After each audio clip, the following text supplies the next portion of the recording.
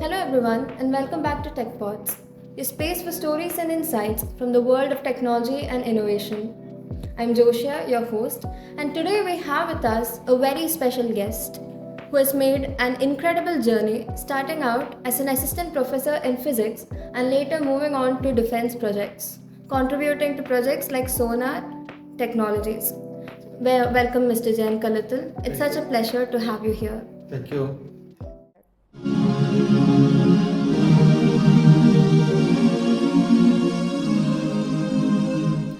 So let's start with your journey. You began as an assistant professor in physics and later moved to defense projects. That's a very big change. So, what drove you to that? Actually, assistant professor is a good lucrative job on those times, but it is confined in a college, or its jurisdiction is within the Kerala itself. We cannot go outside Kerala. Whereas I was in those times, I was searching for a lot of central government jobs through employment news. I read lot of jobs which are every weekly it is coming on the employment news. So I was a little bit attracted to move around India and visit so many places. So I find central intelligence officer in Ministry of Home is an attractive post. So I applied for that post. I was interviewed, I was selected, and I was posted in the northeastern sector. I served some 7 years over there and visited so many northern and northeastern states, countries, towns, villages. So I got a lot of opportunity to learn Hindi also. I used to mingle with the North Indians as if I am one of the family member. So I become very fascinated to mingle with them. I learned Hindi. Later I found that the prospects of promotion in Ministry of Home as a Central Intelligence Officer is limited, and most of the posting is on the remote area, northeastern sector. So I was looking, after 7 years, I was looking to find out a more prospective career. So I find one advertisement, I find DRDO looking for scientists. So I applied for this scientist post. I appeared for the interview. Interview was a long 1 hour process. I was selected in that interview, and I was trained, and I was absorbed in the DRDO as scientist B. So my career started as a scientist B. As a professor I started, assistant professor I started. I make a twist to Central Intelligence Officer, and finally I landed in the DRDO as a scientist. Oh, that's wonderful, actually. Quite interesting. So, you've actually had exposure to both physics and computer science. So, I was curious if that multidisciplinary field actually gave you an edge when you started working on defense projects. Definitely, knowledge in physics helped me a lot, because everything what we see in the universe is connected to physics.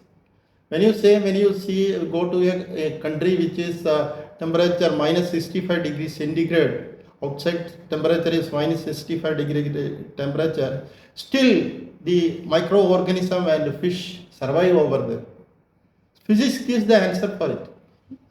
If you drive in a very sunny day on a road, you could see water in road, and far end of the places you could see water.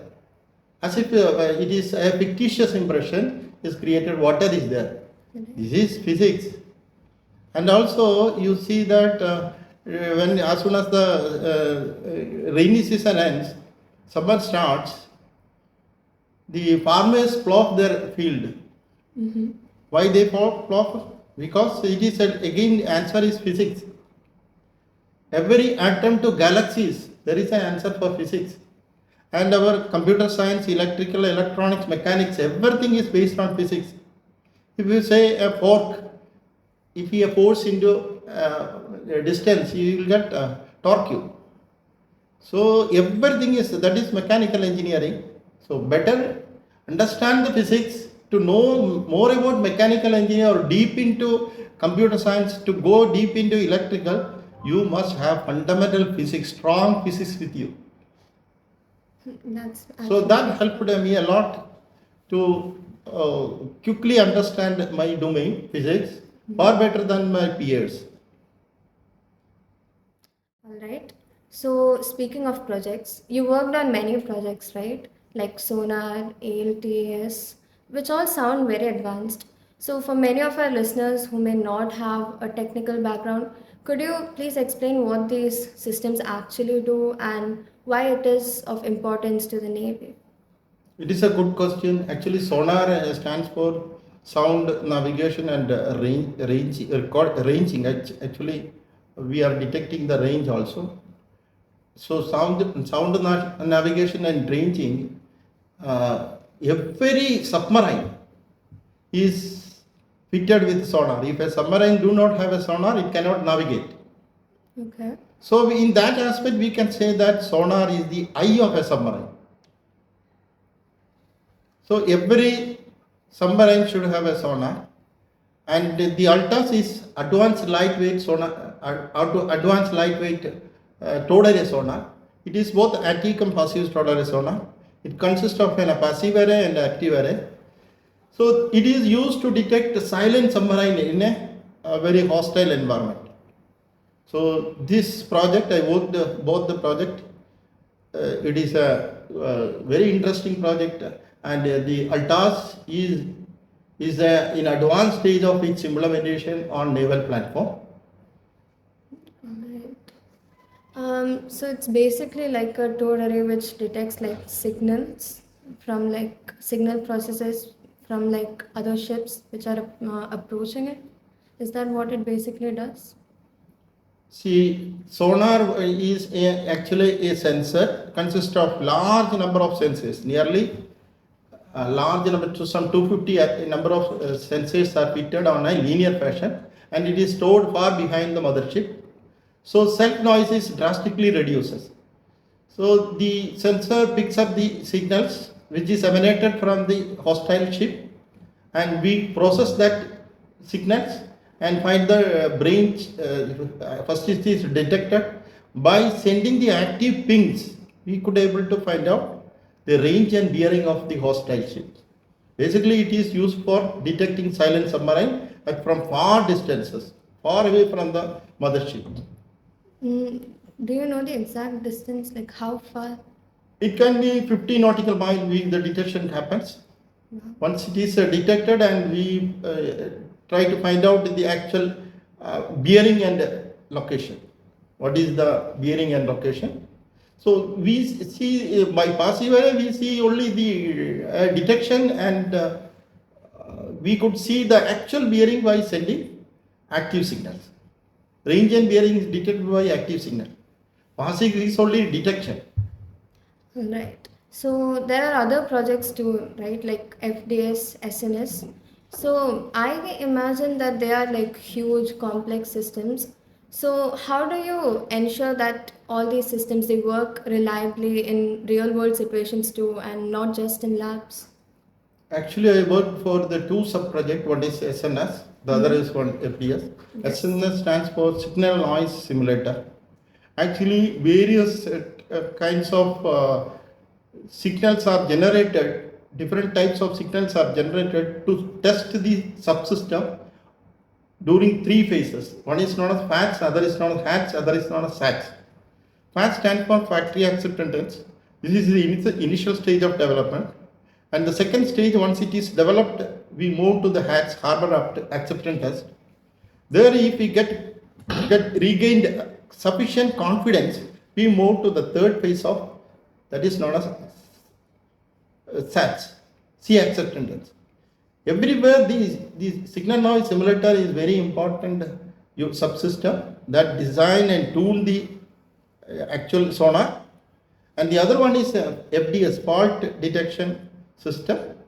It is meant for detecting the malfunctioning of the sonar system.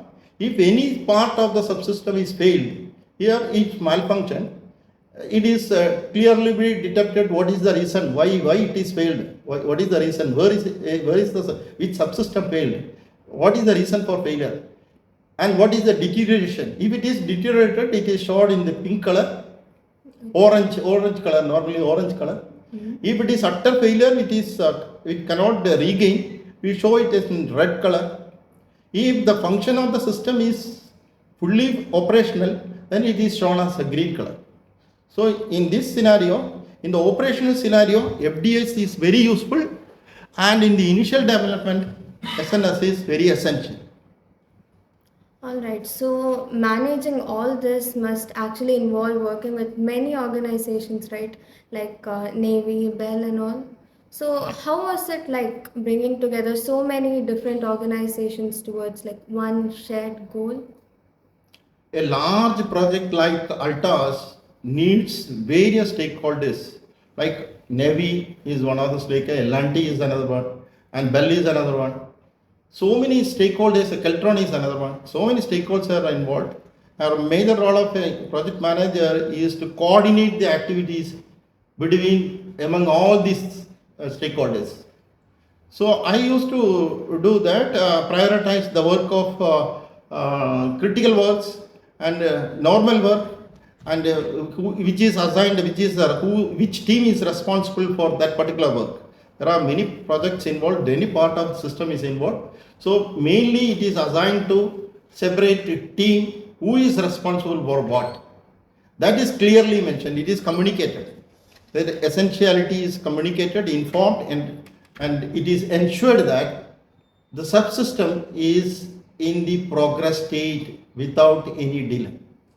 So each stakeholder is informed in right manner so that they can participate as their responsibility is fulfilled. No any stakeholder is kept as blank. So communication is very important for us. Project meeting, project review are conducted in a normal course of time with frequent, whenever it is necessary. That ensures that the projects are progressed in a proper manner. But it's not always necessary that like big projects like these would always run smoothly. Like there will be some kind of setback, right? So when facing such setbacks, how did you ensure that your team stayed motivated throughout? Very good question. Always we should anticipate a setback in our project. Every single attempt will not give the result. So setback is we should anticipate the setback. We should expect the setback. Once setback is not at all a total, complete, ultimate failure, we should learn from the setback. The team should be given proper direction and proper engagement, and proper knowledge is to be imparted to the team so that their morals are uplifted. So during setback time, we conduct lot of brainstorming session. This will ensure that we are again regained, assembled, and will assimilate and will progress, work towards the failure.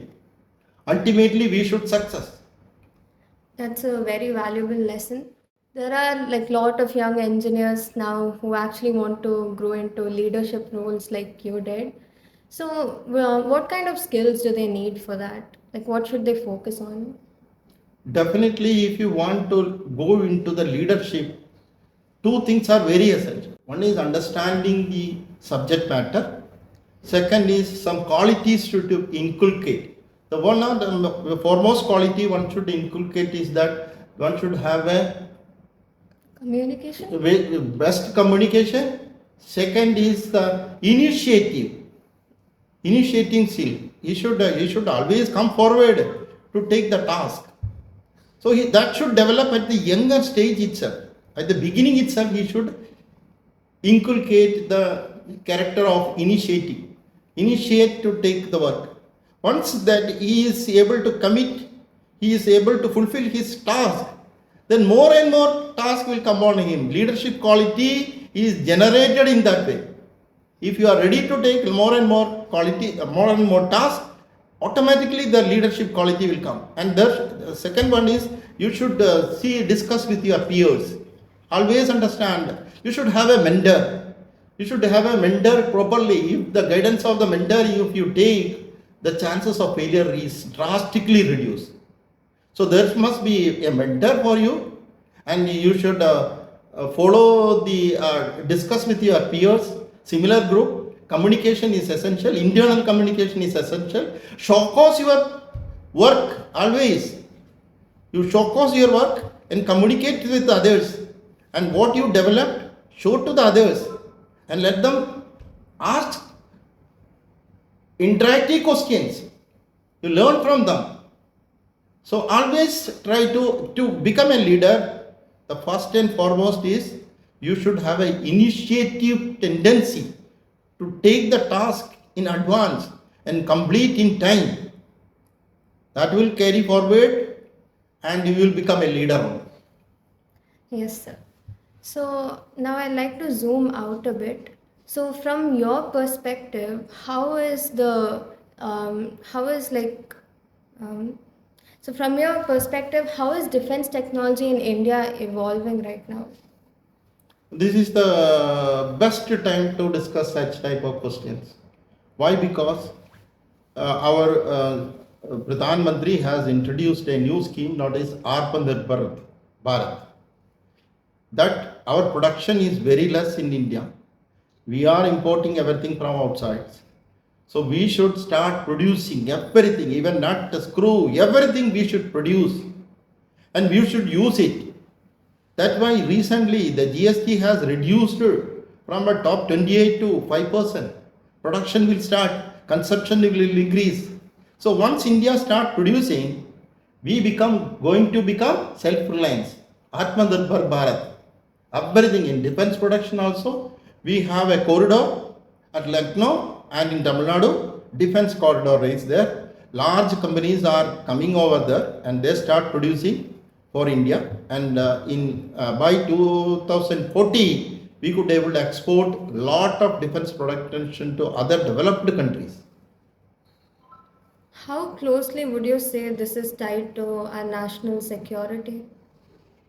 Definitely, our security, national security is very strong, and we are very advanced in defense technology, and we have lot of we have shown in recent years that we are very capable for defending our nations.